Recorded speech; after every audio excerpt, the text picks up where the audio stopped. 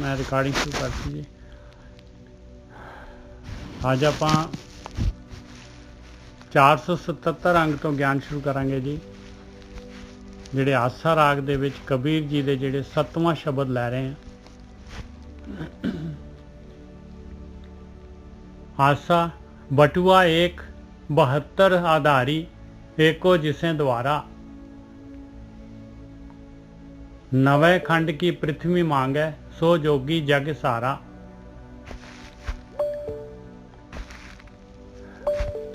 बटुआ एक 72 घर आधारी। बटुआ जिहड़ा हुंदा जोगियां कोल बटुआ हुंदा सीगा जिहदे चो सुआह वगैरह जां जो कुछ रख लेंदे सीगे। महाराज कहंदे आ भाई ये शरीर तैनूं मिलिया होया है, ये बटुआ हैगा। ये 72,000 कहंदे आ इन्हां दे विच जिहड़े हैगे आ शास्त्रां दे विच 72,000 नाड़ियां कहंदे आ। उहदे कहंदे 72 जिहड़े आ मेन जिहड़े हैगे इहदे आधार जिहड़े हैगे आ मेन नाड़ियां जिहड़ियां हैगियां 72 हैगियां। उन्हां नूं कहंदे आ कि ਇਹਦਾ आधार ਜਿਹੜਾ ਹੈਗਾ ਇੱਕ ਇਹ 72 ਹੈਗਾ शरीर ਜਿਹੜਾ ਬਣਿਆ ਹੋਇਆ ਆ। ਬਟੂਆ एक 72 ਆਧਾਰੀ ਏਕੋ ਜਿਸੇ ਦੁਆਰਾ। ਕਹਿੰਦੇ ਇਹਦਾ ਦਰਵਾਜ਼ਾ ਜਿਹੜਾ द्वार ਜਿਹੜਾ ਹੈਗਾ ਇੱਕੋ ਹੀ ਹੈਗਾ। ਇਸ ਚੋਂ ਨਿਕਲਣਾ ਹੈ शरीर ਚੋਂ ਬਾਹਰ, शरीर ਦੀ ਪਕੜ ਚੋਂ ਬਾਹਰ ਨਿਕਲਣਾ ਹੈ, ਪ੍ਰਕਿਰਤੀ ਤੋਂ ਬਾਹਰ ਨਿਕਲਣਾ ਹੈ, ਇੱਕੋ ਹੀ ਦਰਵਾਜ਼ਾ ਹੈਗਾ। ਉਸ ਦਰਵਾਜ਼ੇ ਥਾਣੀ ਹੀ ਨਿਕਲ ਸਕਦੇ ਹਾਂ ਆਪਾਂ। ਔਰ ਉਹ ਦਰਵਾਜ਼ਾ ਬੰਦ ਆ ਸਾਰਿਆਂ ਦਾ। 9 ਦਰਵਾਜ਼ੇ ਖੁੱਲੇ ਆ, ਉਹ ਦਰਵਾਜ਼ਾ ਬੰਦ ਹੈਗਾ। बटुआ एक 72 आधारी एको जिसे द्वारा नवे खंड की पृथ्वी मांगे सो जोगी जग सारा। नवे खंड की पृथ्वी ये 9 खंड जिहड़े हैगे आ 9 खंड पृथ्वी नूं कहंदे आ। 9 खंड पृथ्वी जिहड़े आ धरती इहनूं बनाउण वाला कौन आ? वो मालक परमात्मा। कहंदे जिहड़ा खंडां ब्रह्मंडां दा धरती दा मालक हैगा, कहंदे जिहड़ा उहनूं मंगदा हैगा, जिहदी डिमांड हुंदी है मालक चाहीदा मैनूं, तूं चाहीदा है बापू। नवे खंड की पृथ्वी मांगे सो जोगी जग सारा। कहंदे ओ जोगी आ सार वस्तु लै रहा है संसार दी सब तो क्रीम। ਉਹ जोगी हैगा। कहंदे ਉਹ सब तो उत्तम जोगी हैगा, सब तो उच्ची डिमांड हैगी ਉਹਦੀ, सब तो कीमती चीज़ ਨੂੰ ਮੰਗ ਰਿਹਾ। ਉਹ ਸਾਰਿਆਂ ਤੋਂ ਮਹਿੰਗੀ ਚੀਜ਼ ਉਹ ਮੰਗ ਰਿਹਾ ਹੈ। ਆ ਸਰੀਰ ਮਿਲਿਆ ਹੋਇਆ ਆਪਾਂ ਨੂੰ 72 ਜਿਹੜੇ ਹੈਗੇ ਇਹਦੇ ਜਿਹੜੇ ਹੈਗੇ ਆ ਆਧਾਰ ਹੈਗੇ 72 ਜਿਹੜੇ ਆ ਮੇਨ ਜਿਹੜੀਆਂ ਹੈਗੀਆਂ ਸਰੀਰ ਬਣਿਆ ਹੋਇਆ। ਪਤਾ ਨਹੀਂ ਕਿੰਨੇ ਕੁ ਪੁਰਜੇ ਫਿੱਟਿਆ ਇਹਦੇ ਵਿੱਚ। ਬਟੂਆ एक 72 ਆਧਾਰੀ ਏਕੋ ਜਿਸੇ ਦੁਆਰਾ। ਇਹਦਾ ਦੁਆਰ ਇੱਕੋ ਹੀ ਹੈ, ਨਿਕਲਣ ਦਾ ਰਸਤਾ ਇੱਕੋ ਹੀ ਹੈ। ਔਰ ਉਹ ਜੋਗੀ ਜਿਹੜਾ ਹੈਗਾ ਨਵੇਂ ਖੰਡ ਕੀ ਪ੍ਰਿਥਵੀ ਮੰਗ ਹੈ। ਕਹਿੰਦੇ 9 ਖੰਡ ਪ੍ਰਿਥਵੀ ਜਿਹੜੀ ਧਰਤੀ ਜਿਹੜੀ ਹੈਗੀ ਇਹ जो मालक परमात्मा जिहड़ा हैगा बनाउण वाला है। कहंदे मैनूं तां तूं चाहीदा है। नवां खंडां दी पृथ्वी दा मालक नवे खंड की पृथ्वी मांग है सो जोगी जग सारा। वो जोगी है भाई सार जिहड़ी हैगी वो जिहड़ी है सार सब तो उत्तम चीज़ वो मंग रहा है। ऐसा जोगी नौनिध भावै। कहंदे वो जोगी तां फिर जिहड़ा हैगा 9 निधियां 18 सिद्धियां कहंदे सब तो कीमती चीज़ पा लैंदा है। की करदा है वो? तल का ब्रह्म ले गगन चरावै। कहंदे तल दी तली दे उत्ते जिहड़ा हैगा आपां की है, अपना ब्रह्म कित्थे हैगा, अपनी आत्मा कित्थे कित्थे कित्थे कित्थे जांदी आ, अपनी आत्मा कित्थे वासा करदी आ। अपनी आत्मा जिहड़ी हैगी आ वो जिहड़ी हैगी आ ये काम क्रोध लोभ अहंकार दे थ्रू जिहड़ी हैगी आ तली दे विच रहिंदी आ। अपनी आत्मा मूलाधार चक्कर तो थल्ले जिहड़ी 9 दरवाजियां तो बाहर जिहड़ी हैगी अपनी सुरत जिहड़ी हैगी बाहर आत्मा नूं लैके घूमदी है, दुनिया दे पदार्थ माणदी है। कहंदे इहनूं पाए उपर लैके जाना पैना, गगन दे विच लैके जाना पैना है इसनूं। ये जिहड़ी हैगी प्राण शक्ति मिली हुई आ। ये प्राण शक्ति जिहड़ी हैगी ये सुरत जिहड़ी हैगी ये 9 दरवाजियां तो इहनूं रोक के और 10वें द्वार वल लैके जाना पऊगा। वो जोगी 9 निधि पा सकदा है। वो जोगी जिहड़ा हैगा वो जिहड़ा सार वस्तु सो जोगी जग सारा। सार वस्तु जिहड़ी संसार दे विच नाम पदार्थ हैगा मालक परमात्मा दा साथ हैगा। 9 खंड पृथ्वी नूं बनाउण वाला मालक परमात्मा ਉਹਦਾ ਸਾਥ ਮੰਨ ਸਕਦਾ ਹੈ। ਉਹ ਜਿਹੜਾ प्रकृति की कैद चों बाहर हो सकता है। ਹਾਂਜੀ ਵੀਰ ਜੀ।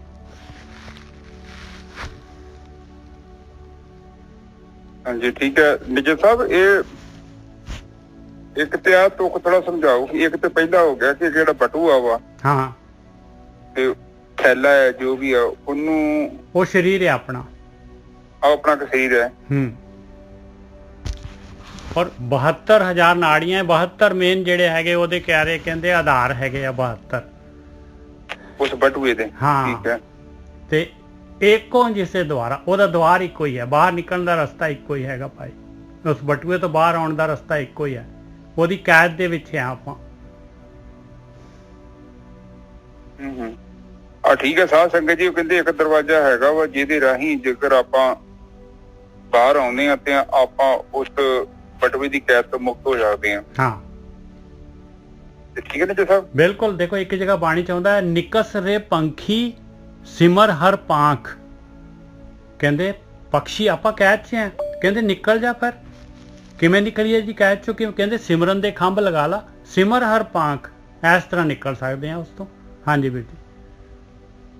ਹਾਂਜੀ ਠੀਕ ਹੈ ਜੀ। ਹੁਣ ਸਾਧ ਸੰਗਤ ਜੀ ਇੱਥੇ ਉਹ ਕਹਿ ਰਹੇ ਨੇ ਕਿ ਜਿਹੜਾ 9 ਦਰਵਾਜ਼ੇ ਆਪਣੇ ਸਰੀਰ ਦੇ ਥੱਲੇ ਆ, ਜੇਕਰ ਆਪਾਂ ਇਹਦੇ ਰਾਹੀਂ ਸੰਸਾਰ 'ਚ ਵਿਚਰਦੇ ਆ ਤੇ ਫਿਰ ਇਹਨਾਂ 9 ਦਰਵਾਜ਼ਿਆਂ ਦੀ ਗੁਲਾਮੀ ਦੇ ਵਿੱਚ ਹੀ ਆਪਣਾ ਜੀਵਨ ਬਤੀਤ ਹੋ ਜਾਂਦਾ ਹੈ। ਜਿਹੜਾ 10ਵਾਂ ਦਰਵਾਜ਼ਾ ਹੈ ਉਹ ਹੈ ਇਹਨਾਂ 9 ਦਰਵਾਜ਼ਿਆਂ 'ਚ ਆਪਣੀ ਚੇਤਨਾ ਨੂੰ ਕੱਢ ਕੇ ਕਹਿਣ ਤੋਂ ਭਾਵ ਹੈ ਕਿ 9 ਦਰਵਾਜ਼ੇ ਜਿਹੜੇ ਹੈਗੇ ਆ ਇਹਨਾਂ ਦੇ ਵਿਚਾਰ ਨੇ ਸਾਡੇ ਅੰਦਰ। ਦਰਵਾਜ਼ਾ ਕੋਈ ਡਾਇਰੈਕਟ ਕੰਮ ਨਹੀਂ ਕਰਦਾ। ਆਪਣੇ ਘਰ 'ਚ ਹੁਣ ਕਿੰਨੇ ਦਰਵਾਜ਼ੇ ਆ, ਆਪਾਂ ਸਾਰੇ ਦਰਵਾਜ਼ਿਆਂ 'ਚ ਥੋੜੀ ਤੁਰੇ ਫਿਰਦੇ ਆ। ਮੇਨ ਹੁੰਦਾ ਕਿ ਆਪਾਂ ਕਿਹੜੇ ਦਰਵਾਜ਼ੇ 'ਚ ਹੁਣ ਬੈਠੇ ਆ।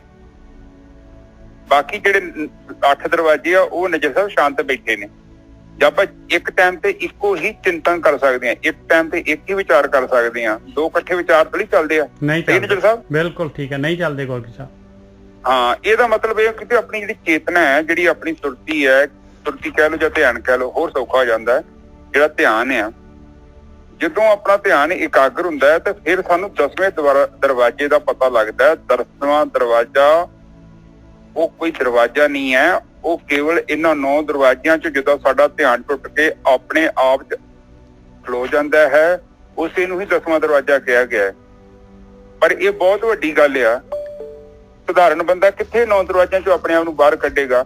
ਆਪ ਜਸਟ ਸੋਚੋ, ਜਿੰਨਾ ਮਰਜ਼ੀ ਜ਼ਰੂਰੀ ਕੰਮ ਹੋਵੇ ਤੁਹਾਡੇ ਅੰਦਰ ਜਿਹੜਾ ਚਿੰਤਨ ਉਹ ਚੱਲੀ ਜਾ ਰਿਹਾ। ਇਸ ਕਰਕੇ ਉਹ 9 ਦਰਵਾਜ਼ਿਆਂ ਦਾ ਹੀ ਚਿੰਤਨ ਆ। ਨਾ ਜਾਂ ਤੁਹਾਡੇ ਕੰਨਾਂ ਨਾਲ ਜੁੜਿਆ ਹੋਊ, ਜਾਂ ਤੁਹਾਡੀਆਂ ਨਾਸਾਂ ਨਾਲ, ਜਾਂ ਤੁਹਾਡੇ ਮੂੰਹ ਨਾਲ, ਜਾਂ ਤੁਹਾਡੀਆਂ ਇੰਦਰੀਆਂ ਦੇ ਨਾਲ। ਉਹ ਵੱਖਰਾ ਨਹੀਂ ਹੋਊਗਾ ਕੋਈ ਵੀ ਚਿੰਤਨ, ਇਹਨਾਂ ਦੇ ਨਾਲ ਹੀ ਜੁੜਿਆ, ਇਹਨਾਂ ਦਾ ਹੀ ਕੋਈ ਵਿਸ਼ਾ ਹੋਊਗਾ। ਤੇ ਇਸ ਕਰਕੇ ਉਹ ਕਹਿੰਦੇ ਕਿ 10ਵਾਂ ਦਰਵਾਜ਼ਾ ਜਿਹੜਾ ਕਾਫੀ ਇੰਪੋਰਟੈਂਟ ਹੈਗਾ। ਠੀਕ ਹੈ ਨਾ ਜੀ ਸਾਹਿਬ। ਉਹ ਕਹਿੰਦੇ ਆ ਕਿ ਜਿਹੜਾ ਜੋਗੀ ਉਸ ਦਰਵਾਜ਼ੇ ਤੱਕ ਪਹੁੰਚ ਜਾਂਦਾ ਹੈ 9 ਖੰਡਾਂ ਦੇ ਵਿੱਚੋਂ। ਨੀਚੇ ਦੇ 9 ਖੰਡ ਕਿਹੜੇ ਹੈਗੇ ਨੇ? 9 ਖੰਡ ਪ੍ਰਿਥਵੀ ਹੈਗੀ। ਇਹ ਧਰਤੀ ਦੇ 9 ਖੰਡ ਗਿਣਦੇ ਆ, ਧਰਤੀ ਦਾ ਮਾਲਕ ਕਹਿੰਦੇ ਆ। 9 ਖੰਡ ਕੀ ਪ੍ਰਿਥਵੀ ਮੰਗੇ। ਪ੍ਰਿਥਵੀ ਮੰਗੇ ਮਤਲਬ ਕੀ ਮੰਗ ਰਿਹਾ? 9 ਖੰਡ ਪ੍ਰਿਥਵੀ ਦੇ ਮਾਲਕ ਨੂੰ ਮੰਗ ਰਿਹਾ ਹੈ। ਉਹ 9 ਖੰਡ ਕੀ ਪ੍ਰਿਥਵੀ ਮੰਗੇ ਸੋ ਜੋਗੀ ਜਗ ਸਾਰਾ। ਕਹਿੰਦੇ ਉਹ ਜੋਗੀ ਸਾਰਿਆ ਭਾਈ। ਉਹਦੇ ਕੋਲ ਉਹਦੀ ਡਿਮਾਂਡ ਜਿਹੜੀ ਹੈ ਸਭ ਤੋਂ ਉੱਚੀ ਡਿਮਾਂਡ ਹੈਗੀ। ਉਹ ਤਾਂ ਜਿਹੜਾ ਹੈਗਾ ਇਹ ਸ੍ਰਿਸ਼ਟੀ ਦੇ ਮਾਲਕ ਨੂੰ ਮੰਗ ਰਿਹਾ, ਧਰਤੀ ਦੇ ਮਾਲਕ ਨੂੰ ਹੀ ਡਿਮਾਂਡ ਕਰ ਰਿਹਾ ਉਹ।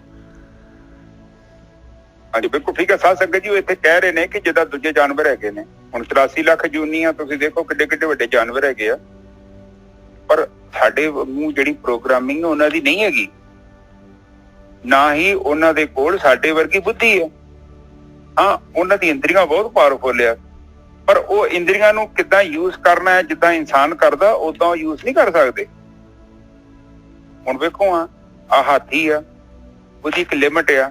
ਸ਼ੇਰ ਆ ਜਾਂ ਚੀਤਾ ਵਾ ਜਾਂ ਮਗਰਮੱਛ ਆ ਜਾਂ ਹੋਰ ਦੁਨੀਆ ਭਰ ਦੇ ਜਾਨਵਰ ਹੈਗੇ ਆ, ਪਰਿੰਦੇ ਹੈਗੇ ਆ, ਹੈ ਤੇ ਬਹੁਤ ਸਮਾਰਟ, ਉਹਨਾਂ ਦੀ ਇੰਦਰੀਆਂ ਵੀ ਕਈ ਬਹੁਤ ਪਾਵਰਫੁਲ ਨੇ, ਪਰ ਉਹ ਉਹਨਾਂ ਕੋਲ ਸਾਡੇ ਵਰਗੀ ਅਕਲ ਨਹੀਂ ਹੈਗੀ। ਬੰਦਾ ਦੇਖਣ ਨੂੰ ਤਾਂ ਕਮਜ਼ੋਰ ਲੱਗਦਾ, ਪਰ ਕਿੱਡੇ ਤੋਂ ਵੱਡੇ ਜਾਨਵਰ ਨੂੰ ਵੇਖ ਲਓ ਆਪਾਂ ਫੜ ਲੈਂਦੇ ਆ, ਆਪਾਂ ਦਾ ਇਸਤੇਮਾਲ ਕਰ ਸਕਦੇ ਆ। ਤੋ ਇਸ ਕਰਕੇ ਮਨੁੱਖ ਦੀ ਜੇਕਰ ਤੁਰਤੀ ਇੱਕ ਜਾਨਵਰ ਦੇ ਵਾਂਗੂ ਹੀ ਇਸ ਸੰਸਾਰ 'ਚ ਵਿਚਰਦੀ ਆ ਤੇ ਉਹਦਾ ਕੋਈ ਫਾਇਦਾ ਨਹੀਂ ਆ। ਇਹ ਗੱਲ ਕਰ ਰਹੇ ਨੇ ਉਸ ਯੋਗੀ ਦੀ ਗੱਲ ਕਰਦੇ ਨੇ ਜਿਹੜਾ ਥੋੜੀ ਬੁੱਧੀ ਰੱਖਦਾ, ਜਿਹੜਾ ਵਿਚਾਰਵਾਨ ਆ, ਜਿਹੜਾ ਜਿਹਦੇ ਅੰਦਰ ਵਿਵੇਕ ਹੈਗਾ, ਜੋ ਇਹ ਮਹਿਸੂਸ ਕਰਦਾ ਹੈ ਕਿ ਇਹ ਭੌਤਿਕ ਸੰਸਾਰ ਦੇ ਪਿੱਛੇ ਕੋਈ ਸ਼ਕਤੀ ਹੈਗੀ ਹੈ। ਸਹੀ ਹੈ ਨਿਜਰ ਸਾਹਿਬ? ਬਿਲਕੁਲ। ਉਹ ਜੋਗੀ ਕੀ ਕਰਦਾ ਦੇਖੋ, ਕਹਿੰਦੇ ਕਿ ਉਹ ਜਿਹੜਾ ਹੈਗਾ ਆਪਣੀ ਪ੍ਰਾਣ ਸ਼ਕਤੀ ਜਿਹੜੀ ਹੈ ਜਿੰਨੀ ਕੁ ਉਹਨੂੰ ਜ਼ਰੂਰਤ ਹੈਗੀ ਓਨੀ ਕੁ ਪ੍ਰਾਣ ਸ਼ਕਤੀ ਜਾਇਆ ਕਰਦਾ ਹੈ ਇਹਨਾਂ 9 ਦਰਵਾਜ਼ਿਆਂ ਤੋਂ। ਬਾਕੀ ਪ੍ਰਾਣ ਸ਼ਕਤੀ ਕੀ ਕਰਦਾ, ਤਲਕਾ ਬ੍ਰਹਮਲੇ ਗਗਨ ਚਰਾਵੇ, ਬਾਕੀ ਪ੍ਰਾਣ ਸ਼ਕਤੀ ਜਿਹੜੀ ਹੈਗੀ ਦਸਮ ਦਵਾਰ ਵੱਲ ਨੂੰ ਲਾਉਂਦਾ ਹੈ। ਹਾਂ, ਔਰ ਉਹਨੂੰ ਪਤਾ ਲੱਗ ਜਾਂਦਾ ਹੈ ਕਿ ਮੈਂ ਕੋਈ ਜਾਨਵਰ ਨਹੀਂ ਹਾਂ, ਮੈਂ ਤੇ ਇੱਕ ਇਨਸਾਨ ਹੈ, ਔਰ ਮੈਨੂੰ ਜਿਹੜਾ ਜ਼ਿਆਦਾ ਗਿਆਨ ਹੈ ਇਹਨਾਂ ਦੇ ਨਾਲੋਂ। ਫਿਰ ਜਿਹਦੇ ਮਨ 'ਚ ਪਹਿਲੀ ਗੱਲ ਤੇ ਇਹ ਸਵਾਲ ਆਉਂਦਾ, ਸਧਾਰਨ ਬੰਦਾ ਥੋੜੀ ਏਦਾਂ ਸੋਚਦਾ, ਉਹਨੂੰ ਕੁਝ ਨਹੀਂ ਪਤਾ ਵਿਚਾਰੇ ਨੂੰ, ਉਹਨੂੰ ਤੇ ਵੀ ਨਹੀਂ ਪਤਾ ਕਿ ਮੇਰੇ ਅੰਦਰ ਚਿੰਤਨ ਚੱਲਣ ਦਿਆ। ਬਿਲਕੁਲ। ਉਹ ਸਵੇਰੇ ਉੱਠਦਾ, ਮੂੰਹ ਧੋਂਦਾ, ਜੋ ਪਿਓ ਦਾ ਪੁੱਤ ਕੰਮ ਤੇ ਨਿਕਲਦਾ, ਸ਼ਾਮ ਤੱਕ ਪਤਾ ਨਹੀਂ ਕੀ ਕੁਝ ਕਰਦਾ ਰਹਿੰਦਾ, ਔਰ ਸ਼ਾਮੀ ਘਰੇ ਪਰਤ ਆਉਂਦਾ। ਬੰਦੇ ਨੂੰ ਗਿਆਨ ਥੋੜੀ ਆ, ਬੰਦੇ ਨੂੰ ਕੋਈ ਨਹੀਂ ਪਤਾ ਰੱਬ ਰੂਪ ਹੈਗਾ। ਉਹ ਸੋਚਦਾ ਕਿ ਰੱਬ ਹੈਗਾ ਵਾ, ਪਰ ਕੋਈ 7ਵੇਂ ਅਸਮਾਨ 'ਚ ਬੈਠਾ ਵਾ, ਆ ਧਰਤੀ ਦੇ ਨਾਲ ਕੋਈ ਲੈਣਾ ਦੇਣਾ ਨਹੀਂ ਉਹਦਾ। ਉਹਨੂੰ ਇਹ ਵੀ ਨਹੀਂ ਪਤਾ ਕਿ ਮੇਰੇ ਅੰਦਰ ਕੋਈ ਮਨ ਆ, ਮੇਰੇ ਅੰਦਰ ਕੋਈ ਬੁੱਧੀ ਆ, ਮੇਰੇ ਅੰਦਰ ਕੋਈ ਚਿੱਤ ਆ, ਮੇਰੇ ਅੰਦਰ ਚਿੰਤਨ ਜਿਹੜਾ ਵਾ ਉਹ ਮੇਰਾ ਤੇ ਕੋਈ ਕੰਟਰੋਲ ਨਹੀਂ ਹੈਗਾ, ਉਹ ਤੇ ਆਪਣੇ ਆਪ ਹੀ ਚੱਲੀ ਜਾ ਰਿਹਾ। ਬੰਦੇ ਨੂੰ ਥੋੜੀ ਪਤਾ ਵਾ ਕਿ ਮੈਂ ਬਿਮਾਰ ਹੈਗਾ ਨਿਜਰ ਸਾਹਿਬ। ਗੁਰੂ ਨਾਨਕ ਪਾਤਸ਼ਾਹ ਜੀ ਨੇ ਤੇ ਕਿਹਾ ਤਾਂ ਹੈਗਾ ਵਾ, ਜੋ ਜੋ ਦੀਸੇ ਸੋ ਰੋਗੀ। ਬਿਲਕੁਲ। ਕੋਈ ਵੀ ਜਿਹੜਾ ਇੱਥੇ ਦਿਖ ਰਿਹਾ ਧਰਤੀ ਤੇ ਜੀਵ ਹੈ, ਬੰਦਾ ਹੈ, ਉਹ ਸਾਰੇ ਰੋਗੀ ਹਨ। ਹਾਂਜੀ ਨਿਜਰ ਸਾਹਿਬ, ਅੱਗੇ ਚਲੀ। ਤੇ ਤਲਕਾ ਬ੍ਰਹਮਲੇ ਗਗਨ ਚਰਾਵੇ, ਐਸਾ ਜੋਗੀ ਨੌਨਿਤ ਪਾਵੇ, ਤਲਕਾ ਬ੍ਰਹਮਲੇ ਤਲਕਾ ਬ੍ਰਹਮਲੇ ਗगन ਚਰਾਵੇ, ਰਹਾਓ ਖਿੰਥਾ ਗਿਆਨ, ਧਿਆਨ ਕਰ ਸੂਈ, ਸ਼ਬਦ ਤਾਗਾ ਮਤ ਘਾਲੈ।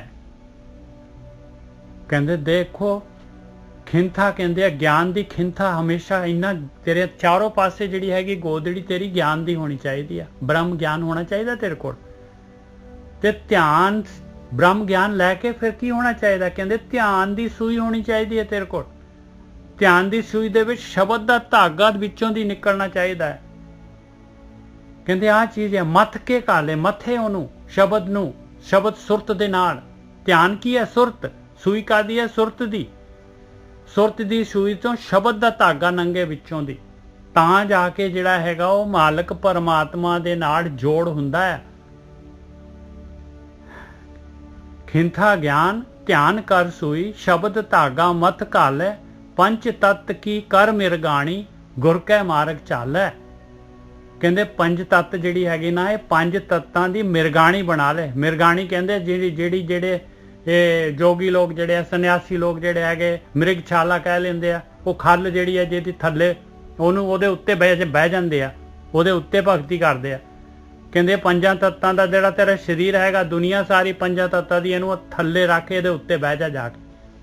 ਪੰਜ ਤੱਤ ਕੀ ਕਰ ਮਿਰਗਾਣੀ, ਗੁਰ ਕੈ ਮਾਰਗ ਚਾਲੈ। ਗੁਰੂ ਕੇ ਮਾਰਗ, ਕਹਿੰਦੇ ਗੁਰੂ ਦੇ ਮਾਰਗ ਤੇ ਚੱਲ, ਜੋ ਗੁਰੂ ਕਹਿ ਰਿਹਾ ਹੈ। ਗੁਰੂ ਕਹਿ ਰਿਹਾ ਹੈ ਕਿ ਬਈ ਖਿੰਥਾ ਗਿਆਨ, ਧਿਆਨ ਕਰ ਸੂਈ, ਸ਼ਬਦ ਧਾਗਾ ਮੱਥ ਘਾਲੈ। ਕਹਿੰਦੇ ਸ਼ਬਦ ਸੁਰਤ ਦੀ ਖੇਡ ਕਰ, ਆਪਣੇ ਵਿਚਾਰ ਰੋਕ, ਸੁਰਤ ਦੇ ਵਿੱਚੋਂ ਦੀ ਸ਼ਬਦ ਦਾ ਧਾਗਾ ਕੱਢ, ਸ਼ਬਦ ਪ੍ਰਗਟ ਕਰ ਆਪਣੇ ਅੰਦਰ। ਹਾਂਜੀ ਗੁਰਕੀ ਸਾਹਿਬ। ਨਿਜਰ ਸਾਹਿਬ, ਜੇ ਖਿੰਥਾ ਦਾ ਮਤਲਬ ਕੀ ਹੈ? ਖਿੰਥਾ ਦਾ ਮਤਲਬ ਗੋਦੜੀ ਜਿਹੜੀ ਉੱਪਰ ਲੈਂਦੇ ਜੋਗੀ ਲੋਕ। ਅੱਛਾ, ਜਿਹੜਾ ਉਹ ਕਪੜਾ। ਹਾਂ, ਕਾਲੀ ਕੰਬਲੀ, ਕਾਲੀ ਮੈਂਡੀ ਕੰਬਲੀ, ਕਾਲਾ ਮੈਂਡਾ ਵੇਸ, ਗੁਣ ਹੀ ਭਰਿਆ ਮੈਂ ਫਿਰਾਂ, ਲੋਕ ਕਹੇ ਦਰਵੇਸ਼। ਹਾਂਜੀ ਠੀਕ ਹੈ। ਸਾਧ ਸੰਗਤ ਜੀ ਉਹ ਗੱਲ ਕਰ ਰਹੇ ਨੇ, ਕਹਿੰਦੇ ਨੇ ਕਿ ਗਿਆਨ ਦੀ ਪਹਿਲਾਂ ਗਿਆਨ ਇੰਨਾ ਤੇਰਾ ਹੋਣਾ ਚਾਹੀਦਾ, ਜਿੱਦਾਂ ਤੂੰ ਉੱਤੇ ਆਪਣੀ ਚਾਦਰ ਲੈਣਾ ਨਾ, ਜਿਹੜਾ ਕਪੜਾ, ਇੰਨਾ ਤੈਨੂੰ ਆਪਣੇ ਆਪ ਨੂੰ ਕਵਰ ਕਰਨਾ ਪਊਗਾ ਗਿਆਨ ਦੇ ਨਾਲ। ਬਿਲਕੁਲ। ਉਹ ਕਹਿੰਦੇ ਗੱਲੀ ਜੋਗ ਨਾ ਹੋਈ। ਮਨ ਚ ਕਿਹਾ, ਕਹਿੰਦੇ ਗੱਲੀ ਜੋਗ ਨਾ ਹੋਈ। ਤੇ ਤੁਸੀਂ ਸਾਧ ਸੰਗਤ ਜੀ ਵੇਖ ਲਓ ਕਿੰਨੇ ਲੋਕ ਗੱਲੀ ਜੋਗ ਕਰੀ ਜਾਂਦੇ। ਉਹ ਕਹਿੰਦੇ ਗੱਲਾਂ ਦੇ ਨਾਲ ਜੋਗ ਨਹੀਂ ਹੋਣਾ, ਉਹ ਤਾਂ ਪ੍ਰੈਕਟੀਕਲ ਵਿਸ਼ਾ ਹੈਗਾ। ਹੁਣ ਕਹਿੰਦੇ ਖਿੰਥਾ ਗਿਆਨ, ਕਹਿੰਦੇ ਪਹਿਲੀ ਗੱਲ ਤੇ ਜਿਹੜਾ ਤੇਰਾ ਵਸਤਰ ਨੇ ਉਹ ਤੇਰਾ ਗਿਆਨ ਦੇ ਹੋਣਾ ਚਾਹੀਦਾ। ਫਿਰ ਕਹਿੰਦੇ ਅਗਲੀ, ਫਿਰ ਅੱਗੇ ਆ ਗਏ ਨੇ ਧਿਆਨ ਤੇ। ਧਿਆਨ ਕੀ ਕਰ ਸੂਈ, ਸ਼ਬਦ ਧਾਗਾ ਮਤ ਘਾਲੈ।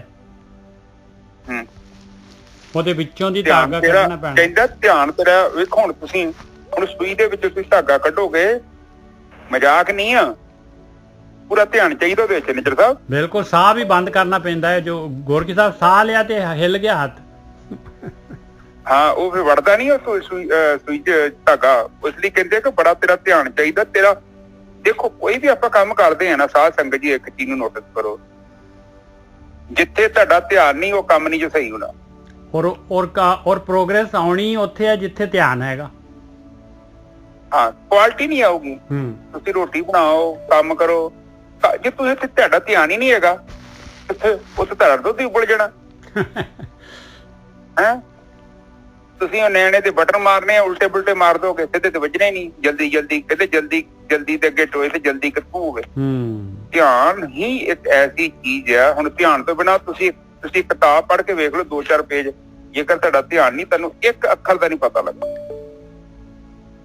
ਧਿਆਨ ਪਤਾ ਕਿਉਂ ਨਹੀਂ ਇਕਾਗਰ ਹੁੰਦਾ? ਕਿਉਂਕਿ ਮੋਟਰ ਐਕਸ਼ਨ ਹੈਗਾ। ਇਹ ਜਿਹੜੇ ਅੱਖਰ ਹੈਗੇ ਸਾਰੇ ਤੇ ਤੁਹਾਡੇ ਦਿਮਾਗ 'ਚ ਆਲਰੇਡੀ ਹੈਗੇ ਆ, ਤੁਹਾਡਾ ਦਿਮਾਗ ਪੜ੍ਹ ਲੈਂਦਾ। ਮਸ਼ੀਨ, ਦਿਮਾਗ ਦਾ ਮਤਲਬ ਮਸ਼ੀਨ। ਉੱਥੇ ਬੇਹੋਸ਼ੀ ਹੈ, ਹੋਸ਼ ਨਹੀਂ ਹੈਗੀ, ਪਤਾ ਹੀ ਨਹੀਂ ਥੱਲੇ ਕੀ ਲਿਖਿਆ। ਪਤਾ ਹੀ ਉਦੋਂ ਲੱਗਾ ਜਦੋਂ ਜਪਜੀ ਸਾਹਿਬ ਜੀ ਦਾ ਪਾਠ ਪੂਰਾ ਹੋ ਗਿਆ, ਆਨੰਦ ਸਾਹਿਬ ਜੀ ਦਾ ਪਾਠ ਪੂਰਾ ਕਰ ਲਿਆ, ਮਸ਼ੀਨ ਕਰ ਗਈ, ਤੁਹਾਨੂੰ ਤਾਂ ਪਤਾ ਵੀ ਨਾ ਲੱਗਾ।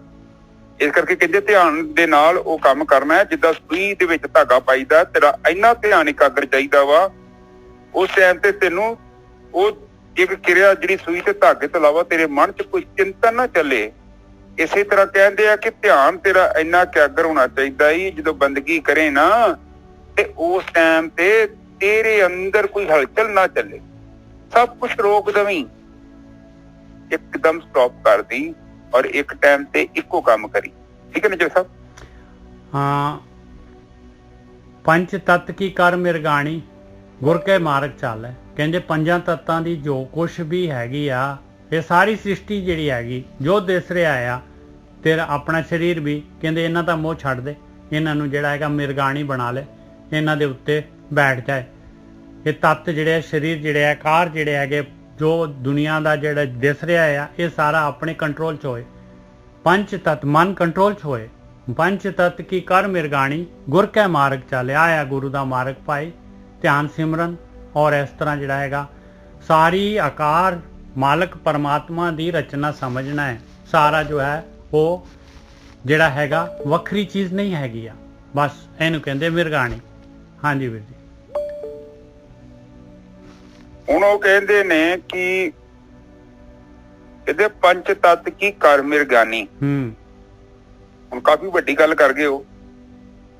ਪੰਜ ਤੱਤ ਦਾ ਮਤਲਬ ਕੀ ਹੈ? ਇਹ ਤੇ ਹੋ ਗਈ ਇਹ ਜਿੱਦਾਂ ਧਰਤੀ, ਪਾਣੀ, ਫਿਰ ਆਕਾਸ਼, ਫਿਰ ਪਵਨ ਤੇ ਫਿਰ ਅਗਨ।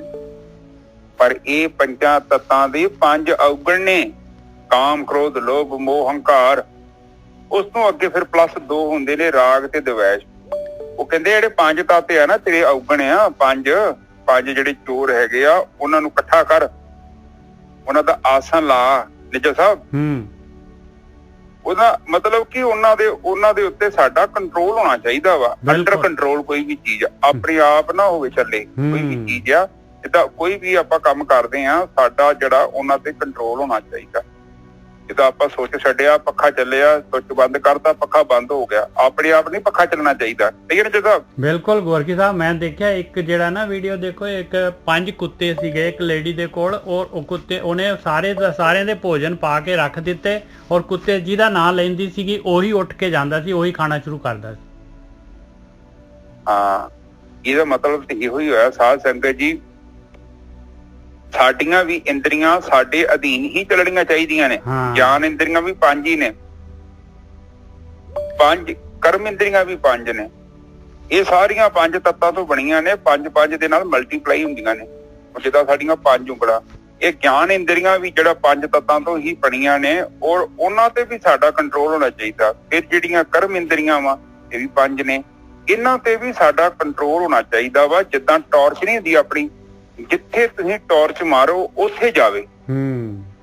ਇਹ ਨਾ ਹੋਵੇ ਕਿ ਟਾਰਚ ਜਿਹੜੀ ਉਹ ਹਿੱਲੀ ਜਾਵੇ ਤੇ ਕਿਤੇ ਸੱਜੇ ਕਿਤੇ ਖੱਬੇ। ਪਰ ਹੁਣ ਜਿਹੜਾ ਸਾਡਾ ਮਨ ਆ ਉਹ ਕਾਫੀ ਜ਼ਿਆਦਾ ਬਿਮਾਰ ਆ। ਉਹ ਟਾਰਚ ਜਿਹੜੀ ਹੈਗੀ ਉਹ ਖਰਾਬ ਹੋ ਚੁੱਕੀ ਆ, ਕਿਉਂਕਿ ਉਹ ਇਸ ਮਨ ਕੋ ਜਨਮ ਕੀ ਮਲ ਲਾਗੀ, ਕਾਲਾ ਹੋ ਗਿਆ ਸਵਾ। ਸਹੀ ਨਾ ਜੀ ਸਾਹਿਬ? ਹੁਣ ਕੀ ਹੋ ਗਈ? ਉਹ ਟਾਰਚ ਹੋ ਗਈ ਖਰਾਬ। ਉਹ ਟਾਰਚ ਦੇ ਉੱਤੇ ਸਾਡਾ ਕੋਈ ਕੰਟਰੋਲ ਨਹੀਂ ਰਹਿ ਗਿਆ। ਤੇ ਧਿਆਨ ਸਿਮਰਨ ਦਾ ਮਤਲਬ ਪਤਾ ਕੀ ਆ? ਕਿ ਉਹਦੀ ਟਾਰਚ ਆ ਨਾ, ਉੱਤੇ ਆਪਣਾ ਕੰਟਰੋਲ ਵਾਪਸ ਲਿਆਉਣਾ ਵਾ। ਇਸ ਤੋਂ ਵੱਧ ਗੱਲ ਨਹੀਂ ਜੀ ਹੋਈ। ਕਿਉਂਕਿ ਟਾਰਚ ਹੁਣ ਜਦ ਤੱਕ ਹੁਣ ਇੱਕ ਚੀਜ਼ ਨੂੰ ਆਪ ਦੇਖੋ, ਇੱਕ ਕਾਰ ਆ ਤੁਹਾਡੇ ਕੋਲ, ਮੋਟਰਸਾਈਕਲ ਆ, ਜਾਂ ਗੈਸ ਸਿਲੰਡਰ ਦਾ ਰੈਗੂਲੇਟਰ ਆ ਜਿੱਥੇ ਆਪਾਂ ਗੈਸ ਛੱਡਦੇ ਆ, ਜੇ ਤੇ ਸੋਚ ਕੰਮ ਕਰਦਾ ਤੇ ਫਿਰ ਸਮੱਸਿਆ ਕੀ ਆ? ਜਦੋਂ ਲੋੜ ਹੈ ਵਰਤਿਆ, ਮੁੜ ਕੇ ਬੰਦ ਕਰ ਦੋ ਉਹਨੂੰ। ਬਿਲਕੁਲ। ਹੁਣ ਤੁਹਾਡੀ ਗੱਡੀ ਦੀ ਬ੍ਰੇਕ ਆ, ਤੁਸੀਂ ਮਾਰੀ ਤੇ ਵੱਜ ਗਈ, ਹੁਣ ਬ੍ਰੇਕ ਵੱਜੇ ਹੀ ਨਾ ਤੇ ਤੁਹਾਡਾ ਕਾਹਦਾ ਕੰਟਰੋਲ ਤੇ? ਬਿਲਕੁਲ। ਉਹ ਤੁਸੀਂ ਇੱਥੇ ਰੋਕਣੀ ਆ, ਉਹ ਤੇ 20-25 ਫੁੱਟ ਅੱਗੇ ਜਾ ਕੇ ਰੁਕੂਗੀ। ਮਨ ਦਾ ਮਤਲਬ ਆ, ਮਨ ਜਿਹੜਾ ਵਾ ਕੋਈ ਵੀ ਆਪਾਂ ਕੰਮ ਕਰਨਾ ਉੱਤੇ ਕੰਟਰੋਲ ਚਾਹੀਦਾ, ਪਰ ਮਨ ਸਾਡੇ ਕੰਟਰੋਲ 'ਚ ਨਹੀਂ ਹੈਗਾ। ਔਰ ਮਨ ਕੀ ਕਰ ਰਿਹਾ ਆਪਣਾ, ਉਹਨੇ ਸਾਡੇ ਤੇ ਕੰਟਰੋਲ ਕਰ ਲਿਆ। ਹੁਣ ਉਲਟਾ ਹੋ ਗਿਆ, ਜਿਹੜਾ ਏਦਾਂ ਹੋ ਗਿਆ, ਜਿੰਨੇ ਸਾਡੇ ਅਧੀਨ ਚੱਲਣਾ ਸੀ ਉਹ ਸਾਡਾ ਮਾਲਕ ਬਣ ਕੇ ਬਹਿ ਗਿਆ। ਹੁਣ ਉਸ ਦੀ ਮਲਕੀਅਤ ਖੋਹਣ ਦਾ ਇੱਕ ਤਰੀਕਾ ਹੈਗਾ, ਪਹਿਲਾਂ ਉਹਨੂੰ ਸ਼ਾਂਤ ਕੀਤਾ ਜਾਵੇ। ਆਪ ਜਸਟ ਸੋਚੋ, ਜਦੋਂ ਤੁਸੀਂ ਹਿਲਦੇ ਪਏ ਜੋ, ਇੱਕ ਸੂਈ ਦਾ ਧਾਗਾ ਨਹੀਂ ਪਾ ਸਕਦੇ ਤੁਸੀਂ, ਜੇਕਰ ਤੁਹਾਡਾ ਮਨ ਹੀ ਹਿੱਲੀ ਜਾਂਦੇ ਆ ਤੇ ਧਿਆਨ ਸਿਮਰਨ ਬੰਦਗੀ ਕਿੱਥੋਂ ਕਰੋਗੇ ਤੁਸੀਂ? ਸਹੀ ਨੇ ਸਾਹਿਬ? ਬਿਲਕੁਲ। ਆਪ ਇੱਕ ਜਸਟ ਫੇਰ ਛੋਟੀ ਗੱਲ ਕਰਦੇ ਆਪਾਂ, ਤੁਹਾਡੇ ਦੋਨੋਂ ਹੱਥਾਂ ਦੇ ਵਿੱਚ ਕੰਟਰੋਲ ਚਾਹੀਦਾ ਵਾ। ਹੁਣ ਇੱਕ ਬੰਦਾ ਸ਼ਰਾਬ ਪੀ ਪੀ ਕੇ ਉਹਦੇ ਹੱਥ ਖਰਾਬ ਕਰ ਲਏ, ਹੱਥ ਹੀ ਕੰਬੀ ਜਾਂਦੇ ਆ, ਉਹ ਸੂਈ 'ਚ ਧਾਗਾ ਕਿੱਦਾਂ ਪਾਲੂਗਾ? ਦੱਸੋ। ਜੇਕਰ ਸੂਈ 'ਚ ਧਾਗਾ ਹੀ ਨਹੀਂ ਪੈ ਸਕਦਾ ਤੇ ਫਿਰ ਅਸੀਂ ਜਿਹੜੀ ਬੰਦਗੀ ਕਰਾਂਗੇ ਹਿਲਦੇ ਮਨ ਦੇ ਨਾਲ, ਉਹ ਕਿੱਥੋਂ ਕਬੂਲ ਹੋਣੀ ਆ? ਵਿਚਾਰ ਕਿਵੇਂ ਬੰਦ ਕਰਾਂਗੇ? ਹਾਂ ਨਿੱਜਾ ਸਾਹਿਬ, ਵਿਚਾਰ ਹੀ ਤਾਂ ਹਿਲਾਈ ਜਾਂਦੇ ਆ, ਪਰ ਜੇ ਉਹ ਜਿੱਦਾਂ ਹੁਣ ਸੂਈ 'ਚ ਧਾਗਾ ਹੀ ਨਹੀਂ ਪੈਂਦਾ, ਜੇਕਰ ਸਾਡਾ ਧਿਆਨ ਇਕਾਗਰ ਨਹੀਂ, ਸਾਡੇ ਹੱਥਾਂ ਤੇ ਕੰਟਰੋਲ ਨਹੀਂ, ਤੇ ਸਾਡਾ ਜਿਹੜਾ ਜਪਿਆ ਨਾਮ ਆ, ਜਿਹੜਾ ਮਨ ਹੀ ਇੰਨਾ ਅਸ਼ਾਂਤ ਆ, ਉਹ ਜਪਿਆ ਕਿੱਥੋਂ ਮਨਜ਼ੂਰ ਹੋਵੇਗਾ? ਹੁਣ ਸੂਈ 'ਚ ਧਾਗਾ ਪਾਉਣਾ ਹੈ ਤੇ ਸਭ ਤੋਂ ਪਹਿਲੀ ਰਿਕੁਆਇਰਮੈਂਟ ਇਹ ਆ ਕਿ ਸਾਡੇ ਹੱਥ ਜਿਹੜੇ ਆ ਉਹ ਕੰਟਰੋਲ 'ਚ ਚਾਹੀਦੇ ਆ। ਔਰ ਕੰਟਰੋਲ 'ਚ ਆਉਣ ਤੋਂ ਬਾਅਦ ਫਿਰ ਜਦੋਂ ਸੂਈ ਦਾ ਧਾਗਾ ਵਿੱਚ, ਉਹਦੇ ਸੂਈ ਦੇ ਵਿੱਚ ਧਾਗੇ ਨੂੰ ਧੱਕਣਾ ਵਾ, ਉਸ ਟਾਈਮ ਤੇ ਸਾਡਾ ਧਿਆਨ ਦੋਨੋਂ ਧਾਗੇ ਤੇ ਨੁੱਕੇ ਦੇ ਵਿੱਚ ਹੋਣਾ ਚਾਹੀਦਾ ਨਿੱਜਰ ਸਾਹਿਬ। ਇਹ ਰਿਕੁਆਇਰਮੈਂਟ ਹੈ ਆਪਣੀ।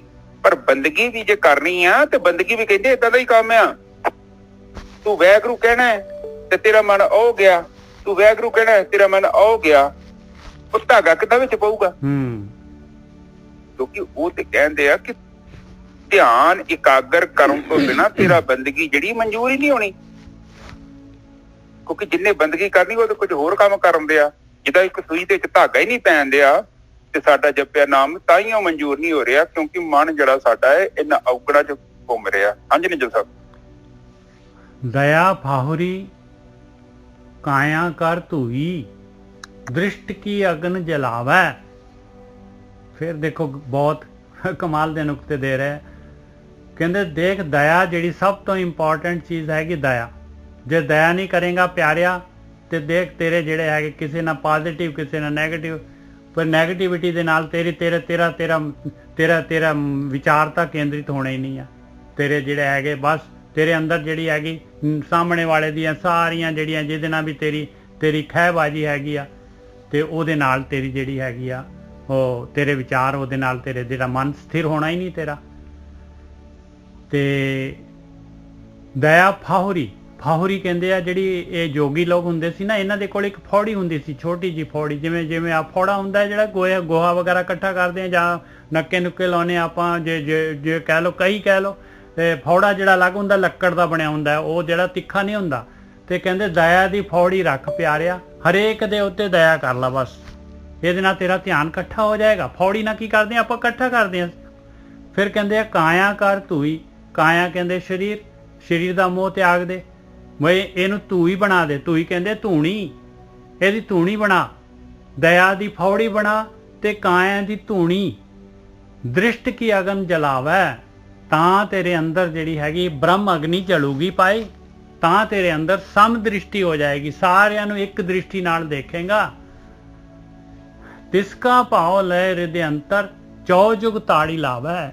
ਇਸ ਤਰ੍ਹਾਂ ਫਿਰ ਜਿਹੜਾ ਪਰਮਾਤਮਾ ਦੇ ਨਾਲ, ਉਹ ਮਾਲਕ ਪਰਮਾਤਮਾ ਜਿਹੜਾ ਹੈਗਾ, ਉਹਦੇ ਨਾਲ ਜਿਹੜੀ ਹੈਗੀ ਉਹਦਾ ਪਿਆਰ ਤੇਰੇ ਅੰਦਰ, ਉਸ ਮਾਲਕ ਦਾ ਤੇਰੇ ਅੰਦਰ ਪਿਆਰ ਪੈਦਾ ਹੋ ਜਾਏਗਾ, ਐਤਵਾਰ ਆ ਜਾਏਗਾ ਇਸ ਰਸਤੇ ਤੇ, ਇਸ ਮਾਲਕ ਪਰਮਾਤਮਾ ਦੇ ਉੱਤੇ ਭਰੋਸਾ ਆ ਜਾਏਗਾ, ਇਸ ਗਿਆਨ ਦੇ ਉੱਤੇ।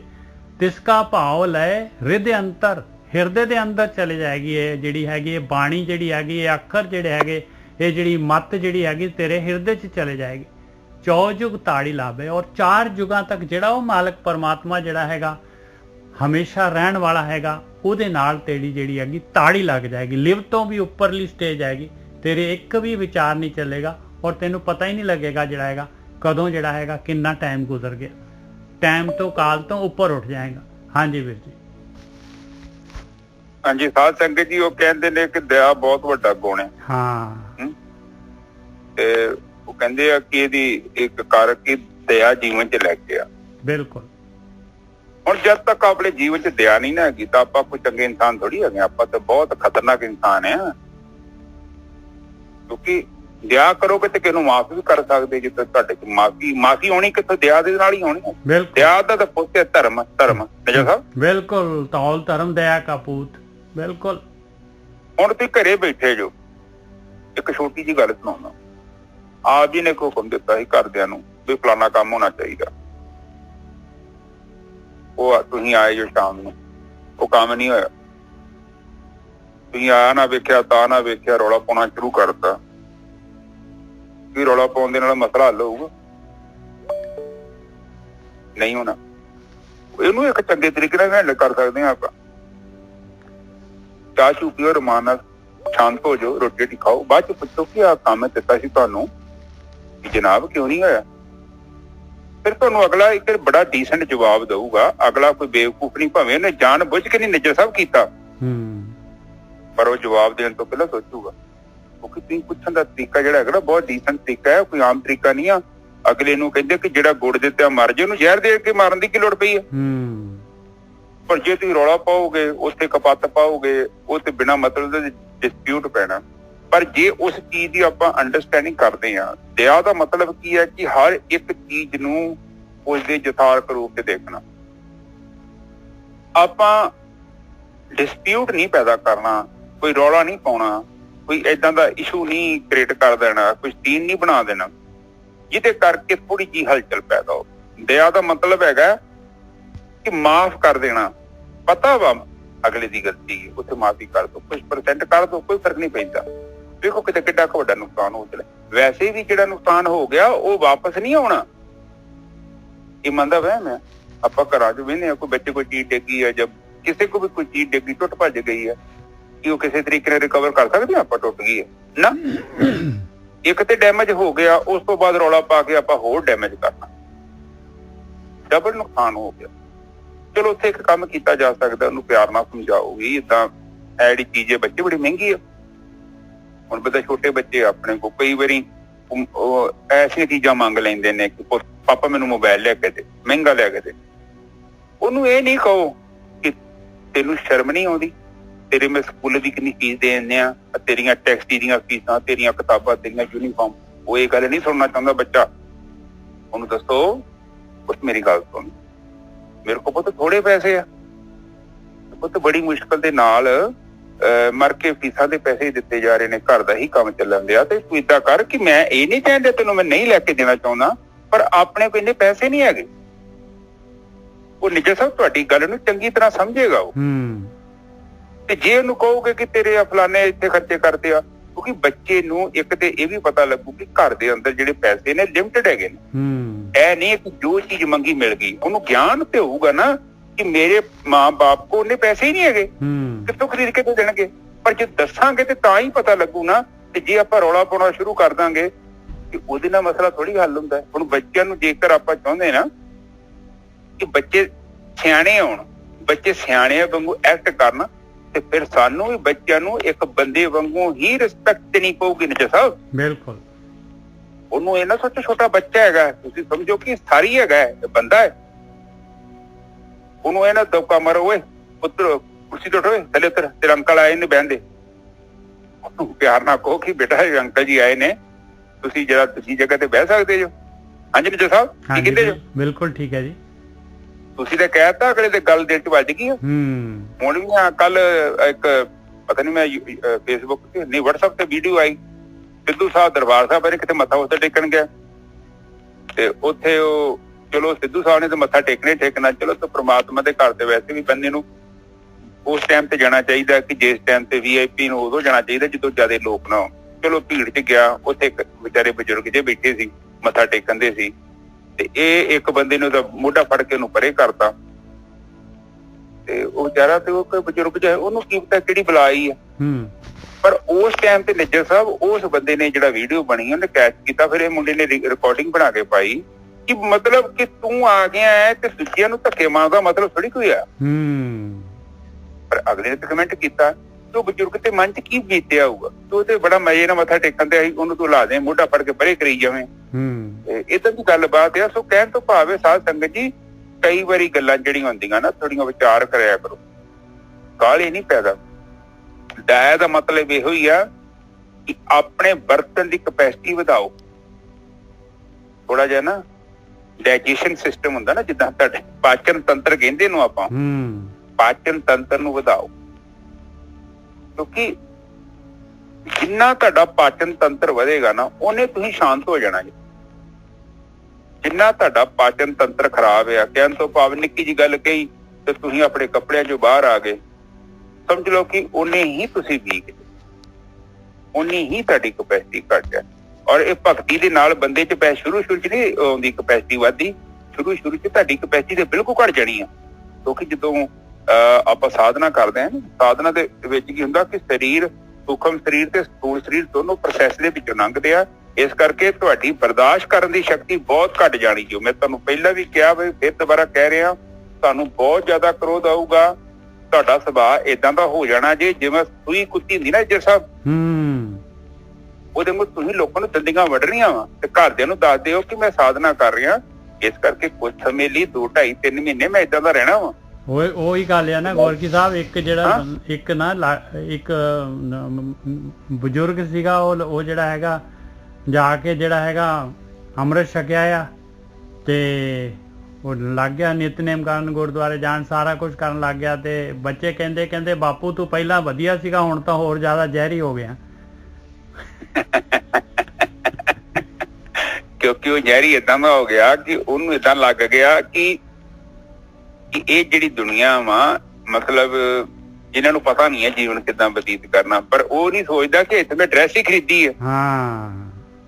ਕਿਉਂਕਿ ਨਿੱਜੇ ਸਭ ਏਦਾਂ ਹੀ ਹੁੰਦਾ ਨਾ, ਬੰਦਾ ਵੇਖ ਲਓ ਜਵਾਨੀ 'ਚ ਸਭ ਕੁਝ ਕੰਮ ਕਰਦਾ, ਪਰ ਜਦੋਂ ਬੰਦਾ ਥੋੜਾ ਜਿਹਾ ਬੁੱਢਾ ਹੋ ਜਾਂਦਾ ਨਾ, ਤੇ ਨਿੱਕੇ ਨਿੱਕੇ ਬੱਚੇ ਖੇਡਦੇ ਨੇ, ਮਸਤੀਆਂ ਕਰਦੇ ਨੇ, ਰੌਲਾ ਪਾਉਂਦੇ ਨੇ, ਬਿਨਾਂ ਮਤਲਬ ਤੋਂ ਹੱਸਦੇ ਨੇ, ਤੇ ਉਹ ਬਜ਼ੁਰਗ ਮੈਨੂੰ ਚੰਗੇ ਨਹੀਂ ਲੱਗਦੇ।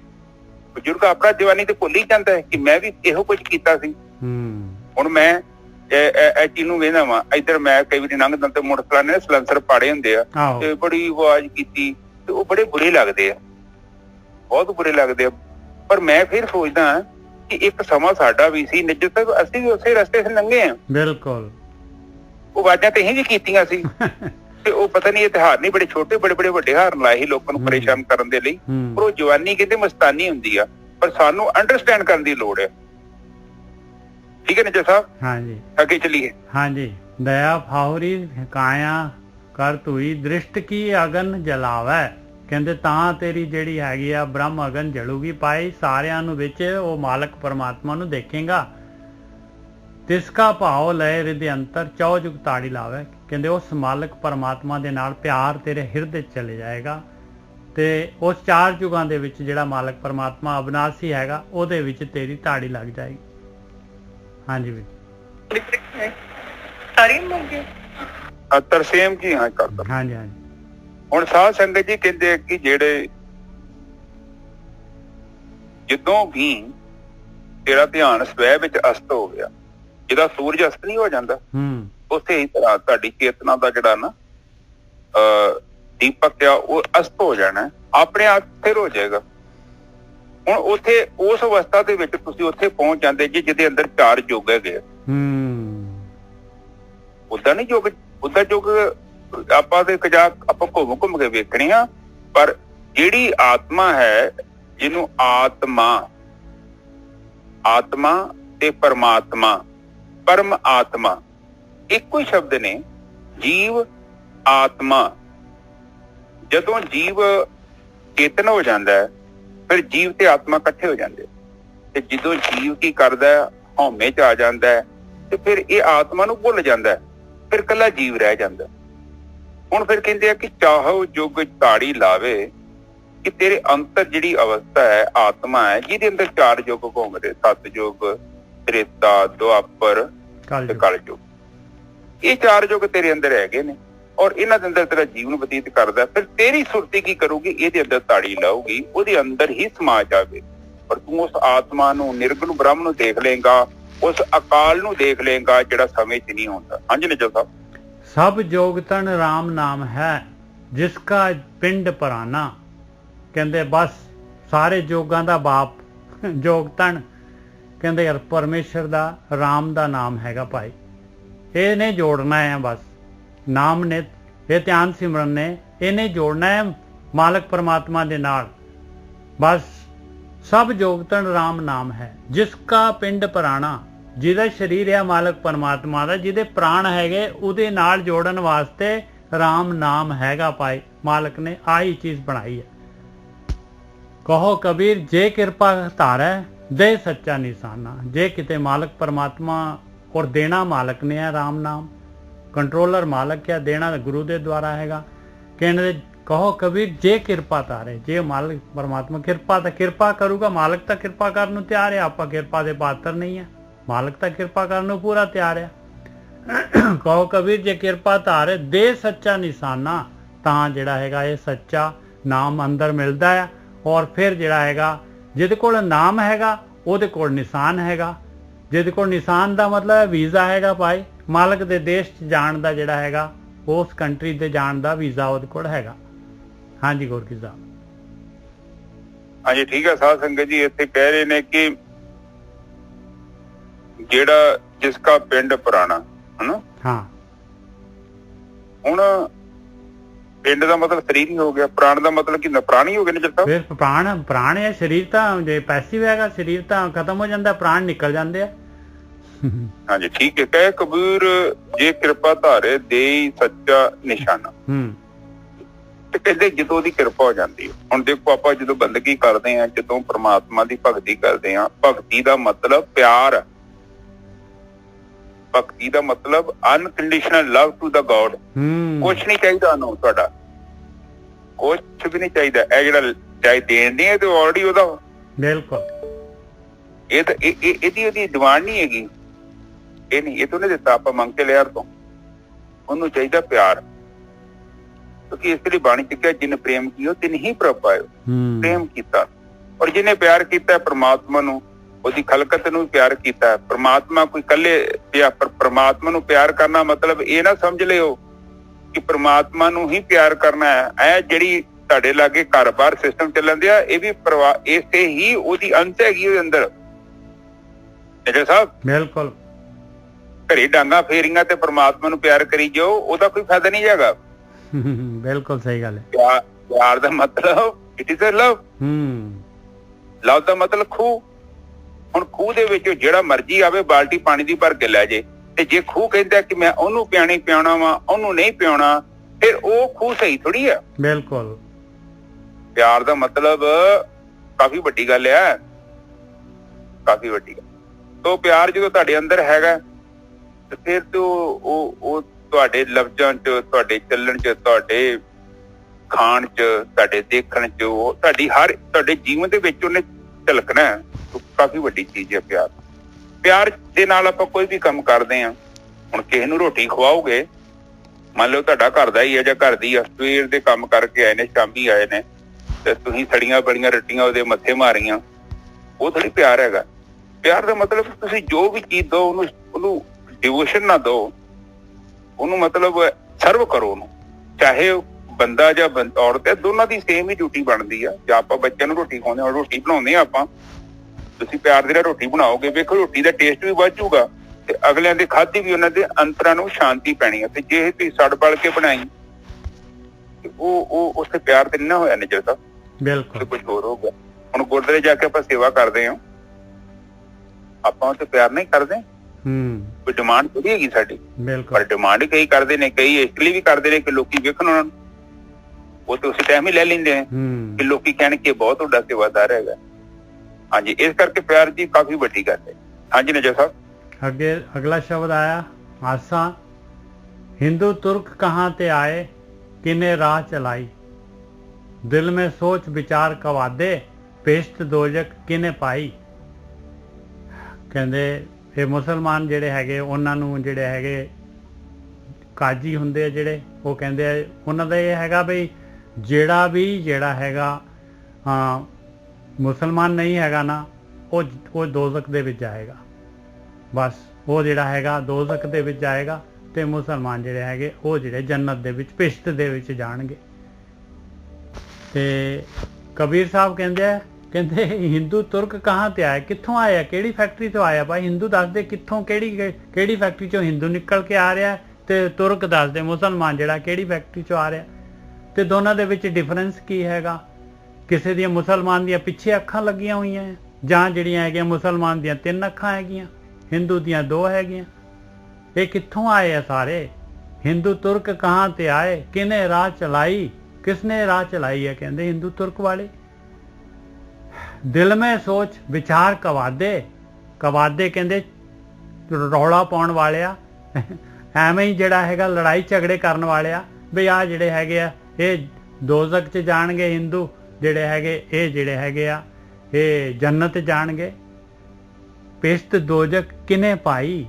ਕਹਿੰਦੇ ਪਿਸ਼ਤ ਦੋਜ਼ਖ ਕਿਨੇ ਪਾਉਣੀ ਹੈ? ਇਹ ਤੂੰ ਕਿਵੇਂ ਕਹਿ ਰਿਹਾ ਕਿ ਇਹ ਜੰਨਤ, ਅਸੀਂ ਜੰਨਤ 'ਚ ਜਾਵਾਂਗੇ, ਇਹ ਜਿਹੜੇ ਹੈਗੇ ਇਹ ਦੋਜ਼ਖ 'ਚ ਜਾਣਗੇ? ਇਹ ਤੂੰ ਕਿਵੇਂ ਕਹਿ ਰਿਹਾ? ਕਹਿੰਦੇ ਇਸ ਤਰੀਕੇ ਦੇ ਨਾਲ ਜਰਾ ਸੋਚ ਤਾਂ ਸਹੀ, ਆਪਣੇ ਦਿਲ ਦੇ ਵਿੱਚ ਵਿਚਾਰ ਤਾਂ ਕਰ। ਇਹ ਹਿੰਦੂ ਕਿੱਥੋਂ ਆ ਗਿਆ ਤੇ ਤੁਰਕ ਕਿੱਥੋਂ ਆ ਗਿਆ? ਕਿਵੇਂ ਹਿੰਦੂ ਹੋ ਗਿਆ ਤੇ ਕਿਵੇਂ ਤੂੰ ਤੁਰਕ ਹੋ ਗਿਆ? ਕਾਜੀ ਤੈਂ ਕਵਨ ਕਤੇ ਬਖਾਨੀ। ਕਹਿੰਦੇ ਤੂੰ ਕਿਹੜੀ ਕਿਤਾਬ ਪੜ੍ਹੀ ਆ ਭਾਈ? ਕਿਹੜੀ ਕਿਤਾਬ ਵਿਖਾਣ ਰਿਹਾ ਆ? ਕਿਹੜੀ ਕਿਤਾਬ ਪੜ੍ਹ ਕੇ ਦੱਸ ਰਿਹਾ ਆ ਮੈਨੂੰ? ਇਹ ਕਿਹੜੀ ਕਿਤਾਬ ਦੇ ਵਿੱਚ ਲਿਖਿਆ? ਕਿਹੜੀ ਕਿਤਾਬ 'ਚੋਂ ਸੋਚ ਰਿਹਾ? ਕਿਹੜੀ ਕਿਤਾਬ ਗਿਆਨ ਦੇ ਰਹੀ ਹੈ ਤੈਨੂੰ? ਪੜਤ ਗੁਣਤ ਐਸੇ ਸਭ ਮਾਰੇ। ਕਹਿੰਦੇ ਜਿਹੜੇ ਵੀ ਇਹੋ ਜਿਹੇ ਪੜ੍ਹਦੇ ਆ ਔਰ ਗੁਣ ਕੱਢਦੇ ਇਹੋ ਜਿਹੇ ਜਿਹੜੇ ਹੈਗੇ, ਜਿਹੜੇ ਵੀ ਇਹੋ ਜਿਹੇ ਗੁਣ ਕੱਢ ਕੇ ਦੱਸਦੇ ਆ, ਕਹਿੰਦੇ ਸਾਰੇ ਦੇ ਸਾਰੇ ਜਿਹੜੇ ਹੈਗੇ ਕਾਲ ਉਹਨਾਂ ਨੂੰ ਮਾਰ ਦਿੰਦਾ ਹੈ, ਇੱਥੇ ਦੇ ਇੱਥੇ ਖਤਮ ਹੋ ਜਾਂਦੇ ਆ। ਕਹਿੰਦੇ ਕਿਨਹੂ ਖਬਰ ਨਾ ਜਾਣੀ, ਕਿਸੇ ਨੇ ਵੀ ਉਹਨਾਂ ਦੀ ਨਾ ਕੋਈ ਖਬਰ ਪਤਾ ਲੱਗਦੀ ਆ, ਔਰ ਉਹ ਜਿਹੜੀ ਹੈਗੀ ਆ ਨਾ ਉਹਨਾਂ ਨੂੰ ਕੁਛ ਗਿਆਨ ਹੁੰਦਾ ਹੈ। ਪੜਤ ਗੁਣਤ ਐਸੇ ਸਭ ਮਾਰੇ, ਕਿਨਹੂ ਖਬਰ ਨਾ ਜਾਣੀ। ਰਾਹ ਕਿਸੇ ਨੇ ਵੀ ਅਸਲੀਅਤ ਨਹੀਂ ਲੱਭੀ ਪਾਏ ਕਿ ਹਿੰਦੂ ਮੁਸਲਮਾਨ ਦੋਨੋਂ ਇੱਕੋ ਹੀ ਹੈਗੇ ਆ, ਉਹ ਮਾਲਕ ਦੇ ਬਣਾਏ ਹੋਏ ਇੱਕ ਮਨੁੱਖ ਹੈਗੇ ਆ। ਦੋਨਾਂ ਦੇ ਦੋਨੋਂ ਜਿਹੜੇ ਹੈਗੇ ਚੰਗੇ ਕਰਮ ਕਰਨਗੇ ਤੇ ਉਹ ਜਿਹੜੇ ਰੱਬ ਦੇ ਨੇੜੇ ਹੋ ਸਕਦੇ ਆ ਧਿਆਨ ਸਿਮਰਨ ਦੇ ਦੁਆਰਾ, ਔਰ ਜਿਹੜੇ ਹੈਗੇ ਦੋਨੋਂ ਹੀ ਦੋਜ਼ਖ 'ਚ ਜਾ ਸਕਦੇ ਆ, ਪਰ ਦੋਨੋਂ ਹੀ ਜੰਨਤ 'ਚ ਜਾ ਸਕਦੇ ਆ। ਹਾਂਜੀ ਗੁਰਕੀ ਸਾਹਿਬ। ਹਾਂਜੀ ਠੀਕ ਹੈ ਸਾਧ ਸੰਗਤ ਜੀ, ਇੱਥੇ ਫਿਰ ਕਬੀਰ ਜੀ ਕਾਫੀ ਗਹਿਰੀ ਸੱਟ ਮਾਰ ਰਹੇ ਨੇ। ਉਹ ਆਮ ਕਰਕੇ ਤੁਸੀਂ ਦੇਖੋਗੇ ਨਾ ਕਿ ਕਈ ਲੋਕ ਏਦਾਂ ਦਾ ਵਿਸ਼ਵਾਸ ਕਰਦੇ ਨੇ, ਜਿੱਦਾਂ ਮੁਸਲਿਮ ਇੱਕ ਜਿਹੜਾ ਹੈਗਾ ਧਰਮ, ਉਹ ਕਹਿੰਦੇ ਕਿ ਸਾਡਾ ਜਿੰਨੇ ਵੀ ਮੁਸਲਮਾਨ ਹਨ ਇਹ ਸਾਰੇ ਹੀ ਇਸ ਜੰਨਤ 'ਚ ਜਾਣਗੇ, ਬਾਕੀ ਸਾਰੇ ਨਰਕ 'ਚ ਜਾਣਗੇ। ਵੀ ਹਿੰਦੂ ਵਾਲੇ ਵੀ ਏਦਾਂ ਹੀ ਕਰੀ ਜਾਂਦੇ ਆ। ਉਹ ਫਿਰ ਕਬੀਰ ਜੀ ਇਹ ਕਹਿ ਰਹੇ ਨੇ ਕਿ ਬਈ ਤੁਸੀਂ ਕਿਤੇ ਵਿਚਾਰ ਕੀਤੀ ਕਿ ਏਦਾਂ ਕੋਈ ਮੁਸਲਮਾਨ ਬਣਨ ਨਾਮ ਚੇਂਜ ਕਰਨ ਨਾਲ ਜਾਂ ਹਿੰਦੂ ਦਾ ਨਾਮ ਰੱਖਣ ਦੇ ਨਾਲ ਇਹ ਕਿਹੜੀ ਟੈਕਨੀਕ ਹੈਗੀ ਆ ਕਿ ਏਦਾਂ ਹੀ ਬੰਦਾ ਇੱਥੇ ਚੱਲ ਜੂਗਾ? ਤੁਸੀਂ ਜਿਹੜਾ ਸਸਤਾ ਧਰਮ ਬਣਾਉਂਦੇ ਜੀ, ਏਦਾਂ ਕੋਈ ਗੇਮ ਨਹੀਂ ਹੈਗੀ। ਨਾ ਤੇ ਤੂੰ ਕੋਈ ਵੱਖਰੀ ਜਗ੍ਹਾ ਤੋਂ ਆਇਆ ਤੇ ਨਾ ਕੋਈ ਉਹ ਵੱਖਰੀ ਜਗ੍ਹਾ ਤੋਂ ਆਇਆ। ਜੋ ਵੀ ਕੀਤਾ ਉਹ ਤੇ ਸੰਸਾਰ ਤੇ ਆਉਣ ਤੋਂ ਬਾਅਦ ਕੀਤਾ। ਇੱਕ ਨੂੰ ਤੂੰ ਹਿੰਦੂ ਬਣਾਤਾ, ਤੂੰ ਇੱਕ ਨੂੰ ਮੁਸਲਮਾਨ ਬਣਾਤਾ, ਜਮਾਂਦਰੂ ਤੇ ਸਾਰੇ ਬੱਚੇ ਪੈਦਾ ਹੋ ਰਹੇ ਨੇ। ਬਿਲਕੁਲ।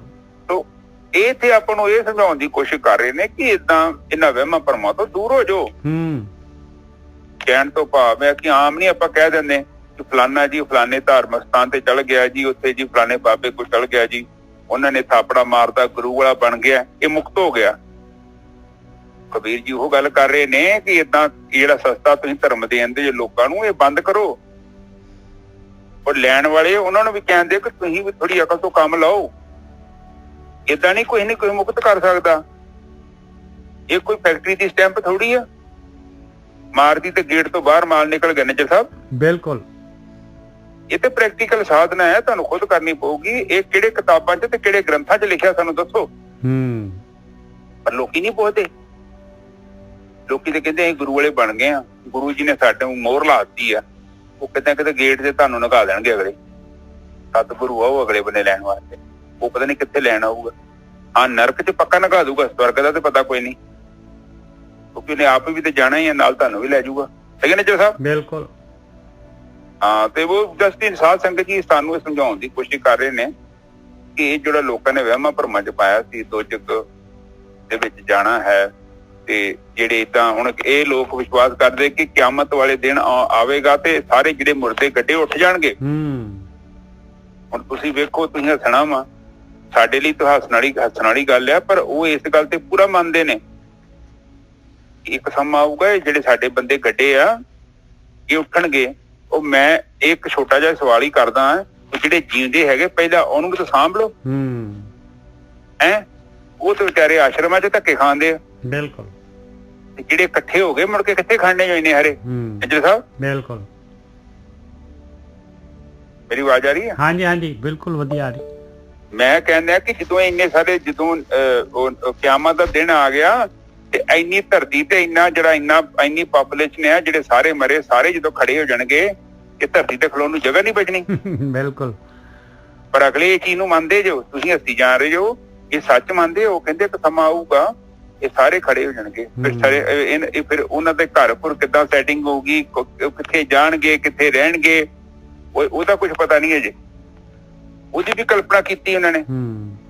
ਉਹ ਕਹਿੰਦੇ ਤੇ ਰੁੱਖ ਏਦਾਂ ਦਾ ਵਾ, ਉੱਥੇ ਬਸ ਵਿਸ਼ ਕਰਨੀ ਆ, ਥਾਲ ਰੋਟੀ ਦਾ ਬਣਿਆ ਬਣਾਇਆ ਆ ਜਾਊਗਾ। ਲੈ ਵੇਖ ਲਓ ਕਿਹੋ ਜਿਹੀ ਬੰਦੇ ਨੇ ਕਲਪਨਾ ਕੀਤੀ ਆ। ਕੋਈ ਗੱਪੀ ਬੈਠਾ ਵਾ ਵਿਹਲਾ, ਉੱਥੇ ਕਹਿੰਦਾ ਜਨਾਨੀਆਂ ਬੁੱਢੀਆਂ ਨਹੀਂ ਹੁੰਦੀਆਂ।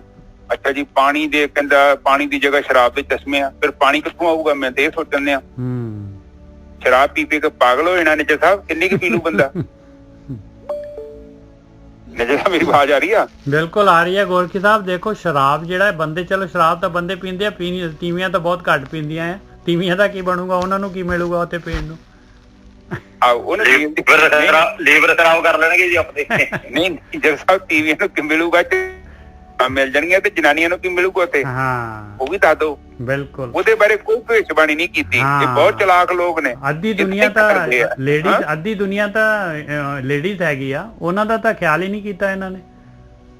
ਗੁਰੂ ਨਾਨਕ ਪਾਤਸ਼ਾਹ ਨੇ ਰੌਲਾ ਪਾ ਕੇ ਥੋੜਾ ਬਹੁਤਾ ਜਾਗਰਤੀ ਲਿਆਂਦੀ ਉਦੋਂ। ਰਹਿੰਦਾ ਖੁੰਦਾ ਜਿਹੜੇ ਆ ਅਗਿਆਨ ਕਰਕੇ ਗਏ, ਉਹ ਭੰਡ ਦੇ ਬਾਰੇ ਗੱਲ ਕੀਤੀ ਆ। ਤੁਸੀਂ ਏਦਾਂ ਔਰਤ ਨੂੰ ਨਿੰਦਦੇ ਜੋ, ਤੇ ਤੁਸੀਂ ਵਿਆਹ ਦੇ ਟਾਈਮ ਤੇ ਜਾਨੀ ਲੱਭਦੇ ਫਿਰਦੇ ਜੋ। ਮੁੜ ਕੇ ਇੰਨੀਆਂ ਗੱਲਾਂ ਦੱਸੀਆਂ ਜਿਹਨੇ ਰਾਜੇ ਜੰਮੇ ਆ। ਤੋ ਕਹਿਣ ਤੋਂ ਭਾਵ ਹੈ ਸਾਧ ਸੰਗਤ ਜੀ, ਇਹਨਾਂ ਚੀਜ਼ਾਂ 'ਚ ਲੋਕ ਵਿਸ਼ਵਾਸ ਕਰਦੇ ਨਹੀਂ ਆ। ਇਹ ਵੀ ਜਿਹੜੇ ਲੋਕ ਇੱਥੇ ਹੁਣ ਆਮ ਜਿਹੜੇ ਟੁੱਟੇ ਭੁੱਜੇ ਸੰਤ ਬਣੇ ਫਿਰਦੇ, ਆਪਣੇ ਆਪ ਨੂੰ ਕਹਿੰਦੇ ਹਰ ਕੇ ਸੰਤ ਨਾ ਆਖੀਏ ਤੇ ਬਨਾਰਸ ਕੇ ਠੱਗ। ਐਸੇ ਲੋਕ ਹੈਗੇ ਨੇ ਜਿਹੜਾ ਬੰਦੇ ਦੇ ਮੂੰਹ 'ਚ ਲੋਲੀਪੌਪ ਪਾ ਦਿੰਦੇ ਨੇ। ਉਹ ਲੋਲੀਪੌਪ ਹੁੰਦਾ ਹੀ ਨਹੀਂ, ਉਹਦੇ ਸਵਰਗ ਦਾ ਲਾਰਾ ਵੀ ਤੂੰ ਮੁਕਤ ਹੋ ਗਿਆ। ਉਹ ਕਿੱਥੋਂ ਮੁਕਤ ਹੋ ਜਾਊਗਾ? ਕਾਮ ਕ੍ਰੋਧ ਲੋਭ ਮੋਹ ਹੰਕਾਰ 'ਚ ਤੇ ਤੂੰ ਆਪ ਫਸਿਆ ਪਿਆ, ਤੇ ਉਹ ਦੂਜਿਆਂ ਨੂੰ ਵੀ ਤੂੰ ਵਹਿਮਾਂ ਭਰਮਾਂ 'ਚ ਪਾ ਰਿਹਾ। ਕਮ ਸੇ ਕਮ ਉਹਨੂੰ ਇਹ ਕਹਿ ਕਿ ਵੀ ਆਹ ਔਗਣ ਹੈਗੇ, ਇਹਨਾਂ ਤੋਂ ਮੁਕਤ ਹੋਣਾ ਆਪਾਂ। ਪਰ ਤੂੰ ਕਹਿਣਾ ਕਿ ਤੇਰੇ ਤੇ ਗੁਰੂ ਦੀ ਸਟੈਂਪ ਲੱਗ ਗਈ ਆ, ਤੇ ਨਿੱਜਰ ਸਾਹਿਬ ਉਹ ਤੇ ਪਹਿਲਾਂ ਹੀ ਆਲਸੀ ਆ। ਬਿਲਕੁਲ। ਤੇ ਤੇਰੀ ਗੱਲ ਸੁਣ ਕੇ ਤੇ ਉਹਨੇ ਹੋਰ ਲੱਤਾਂ ਪਸਾਰ ਕੇ ਮੰਜੇ ਤੇ ਲੰਮੇ ਪੈ ਜਾਣਾ। ਉਹ ਕਹਿੰਦਾ ਕਿ ਬਸ ਜੀ ਹਫ਼ਤੇ ਚੱਕਰੀ ਜਾਓ, ਬਸ ਜੀ ਉਹਨਾਂ ਦਾ ਪ੍ਰਵਚਨ ਸੁਣਾਈਦਾ ਬਾਬਾ ਜੀ ਦਾ, ਬਈ ਅਸੀਂ ਮੁਕਤ ਹੈਗੇ। ਪਰ ਮੁਕਤ ਹੋਣ ਦੀ ਪਰਿਭਾਸ਼ਾ ਤੇ ਪਤਾ ਹੋਏ ਕਿਹਨੂੰ ਕਹਿੰਦੇ ਨੇ ਮੁਕਤੀ? ਮੁਕਤੀ ਦੇ ਕਹਿੰਦੇ ਆ ਕਾਮ ਕ੍ਰੋਧ ਲੋਭ ਮੋਹ ਹੰਕਾਰ ਤੋਂ ਮੁਕਤੀ। ਕਿ ਤੂੰ ਮੁਕਤ ਹੋ ਗਿਆ? ਜੇ ਤੂੰ ਹੋ ਗਿਆ ਤਾਂ ਬਹੁਤ ਵਧੀਆ ਗੱਲ ਆ, ਤੇ ਜੇ ਤੂੰ ਨਹੀਂ ਹੈਗਾ ਤਾਂ ਕਾਫੀ ਵਿਚਾਰ ਕਰਨ ਵਾਲੀ ਗੱਲ ਹੈ। ਹਾਂਜੀ ਨਿੱਜਰ ਸਾਹਿਬ। ਹਾਂਜੀ, ਉਹ गालिब ਦਾ ਸ਼ੇਰ ਹੈ ਨਾ, ਕਹਿੰਦੇ ਕਿ ਦਿਲ ਬਹਿਲਾਨੇ ਕੇ लिए गालिब ख्याल अच्छा है। ਬਸ ਹਾਂ, ਖਿਆਲ ਨਿੱਜਰ ਸਾਹਿਬ ਐਸਾ ਲੋਲੀਪੌਪ ਦਿੰਦੇ ਬੰਦੇ ਨੂੰ, ਬੰਦਾ ਉੱਥੋਂ ਹਿਲਦਾ ਹੀ ਨਹੀਂ ਆ। ਉਹ ਨਿੱਜਰ ਸਾਹਿਬ ਜਿਹੜੇ ਐਸੇ ਸ਼ਬਦ ਬਾਗ ਵਿਖਾ ਦਿੱਤੇ ਆ। ਹੁਣ ਉਹ ਆਸ਼ਾ ਰਾਮ ਜੀ ਅੰਦਰ ਬੈਠੇ ਨੇ ਜੇਲ੍ਹ ਦੇ, ਜਿਹੜੀਆਂ ਗੱਪਾਂ ਲੋਕਾਂ ਨੂੰ ਮਾਰ ਗਏ ਨੇ, ਉਹ ਲੋਕ ਕਿੱਥੋਂ ਮੰਨਣ? ਬਿਲਕੁਲ। ਕਿ ਆਸ਼ਾ ਰਾਮ ਜੀ ਜੇਲ੍ਹ ਦੇ ਅੰਦਰ, ਉਹ ਕਹਿੰਦੇ ਉਹ ਸਾਡੇ ਲਈ ਗਏ ਨੇ, ਸਾਨੂੰ ਮੁਕਤ ਕਰਨ ਗਏ। ਹੁਣ ਰਾਮ ਰਹੀਮ ਉੱਥੇ ਆ, ਰਾਮਪਾਲ ਵੀ ਉੱਥੇ ਆ, 3 ਵੱਡੇ ਸੰਤ ਆ। ਇੱਕ ਹੋਰ ਹੈਗਾ ਵਾ ਉੱਥੋਂ ਦਾ, ਪਤਾ ਨਹੀਂ ਸਾਊਥ ਇੰਡੀਆ ਦਾ, ਪਤਾ ਨਹੀਂ ਕੀ ਨਾਂ ਉਹਦਾ। ਹਾਂਜੀ ਹਾਂਜੀ ਹੈਗਾ, ਉਹ ਮੁੰਡਾ ਜਿਹਾ ਹੈਗਾ। ਆ ਮੁੰਡਾ ਜਿਹਾ ਆਹੋ, ਉਹਨੇ ਇੰਨਾ ਪੈਸਾ ਇਕੱਠਾ ਕਰ ਲਿਆ ਤੇ ਹੁਣ ਪਤਾ ਨਹੀਂ ਕਿੱਥੇ ਆਈਲੈਂਡ ਖਰੀਦ ਲਿਆ, ਤੇ ਉੱਥੇ ਭੱਜ ਗਿਆ ਵਾ। ਉਹ ਕਹਿੰਦਾ ਮੈਂ ਪਤਾ ਨਹੀਂ ਆਪਣਾ ਕੰਟਰੀ ਬਣਾਉਂਗਾ ਔਰ ਆਪਣਾ ਪੈਸਾ ਬਣਾਉਂਗਾ, ਸਾਰਾ ਕੁਝ ਆਪਣਾ ਬਣਾਉਂਗਾ। ਤੇ ਵੇਖ ਲਓ ਬੰਦਾ ਏਦਾਂ ਹੀ ਤੁਰਿਆ ਫਿਰਦਾ ਵਾ, ਗਵਾਚਿਆ ਫਿਰਦਾ। ਹਾਂਜੀ ਸਾਧ ਸੰਗਤ ਜੀ ਅੱਗੇ ਚੱਲੀ।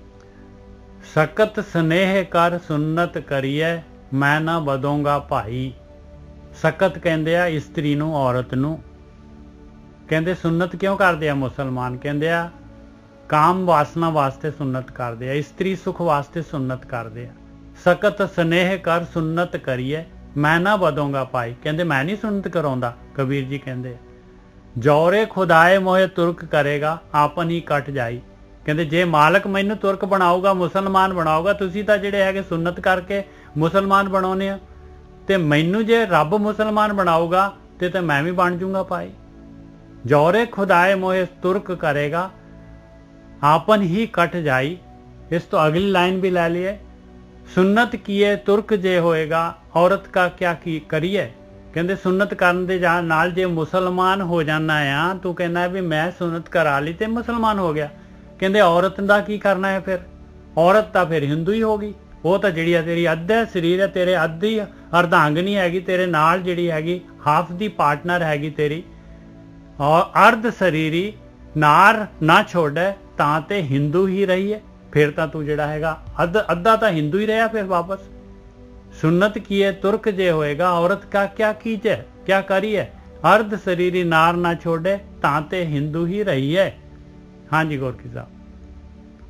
ਹਾਂਜੀ ਸਾਧ ਸੰਗਤ ਜੀ, ਇੱਥੇ ਫੇਰ ਕਬੀਰ ਜੀ ਸਾਨੂੰ ਸਮਝਾ ਰਹੇ ਨੇ ਤੇ ਜਿਹੜੀਆਂ ਸਮਾਜ ਦੀਆਂ ਬੁਰਾਈਆਂ ਹੈ ਉਹਦੇ ਬਾਰੇ ਗੱਲ ਕਰ ਰਹੇ ਨੇ। ਉਹ ਕਹਿੰਦੇ ਆ ਕਿ ਤੁਸੀਂ ਜਿਹੜਾ ਇਹ ਮੁਸਲਮਾਨ ਤੁਹਾਨੂੰ ਪਤਾ ਨਾ ਸੁਨਤ ਕਰ ਲੈਂਦੇ ਆਪਣੇ ਆਪ ਦੀ, ਜਿੱਦਾਂ ਆਪਣਾ ਜਿਹੜਾ ਲਿੰਗ ਹੁੰਦਾ ਲਿੰਗ ਨੂੰ ਕੱਟ ਦਿੰਦੇ ਉੱਤੇ ਸਕਿਨ ਨੂੰ।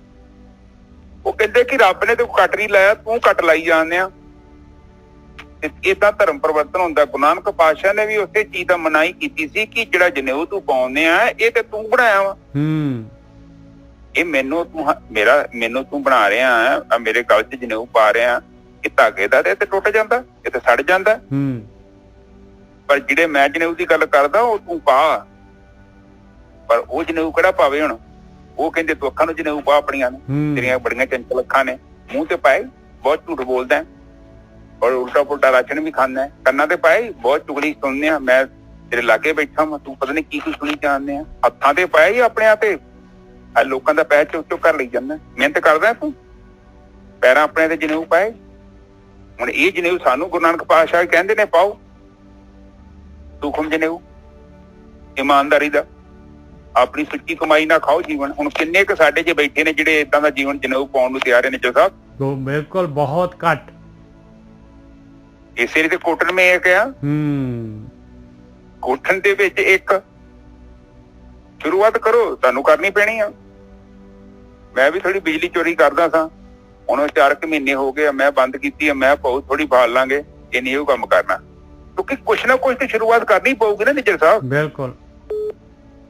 ਹੁਣ ਮੈਂ ਇੱਥੇ ਫੀਲਿੰਗ ਲੈਣ ਦਿਆਂ ਵਾਂ, ਸੁੱਖ ਲੈਣਾ ਚਾਹੁੰਦਾ ਵਾਂ, ਪਰ ਜੇ ਮੈਂ ਸੋਚਦਾ ਵਾਂ ਕਿ ਮੈਂ ਨਿੱਜਰ ਸਾਹਿਬ ਕੁਛ ਵੀ ਨਾ ਕਰਾਂ, ਉਸੇ ਤਰ੍ਹਾਂ ਹੀ ਮੈਂ ਬੇਈਮਾਨੀਆਂ ਠੱਗੀਆਂ ਮਾਰੀ ਜਾਵਾਂ, ਤੇ ਫਿਰ ਤੇ ਜਨੇਊ ਤੇ ਨਹੀਂ ਨਾ ਪੈਣਾ ਨਿੱਜਰ ਸਾਹਿਬ।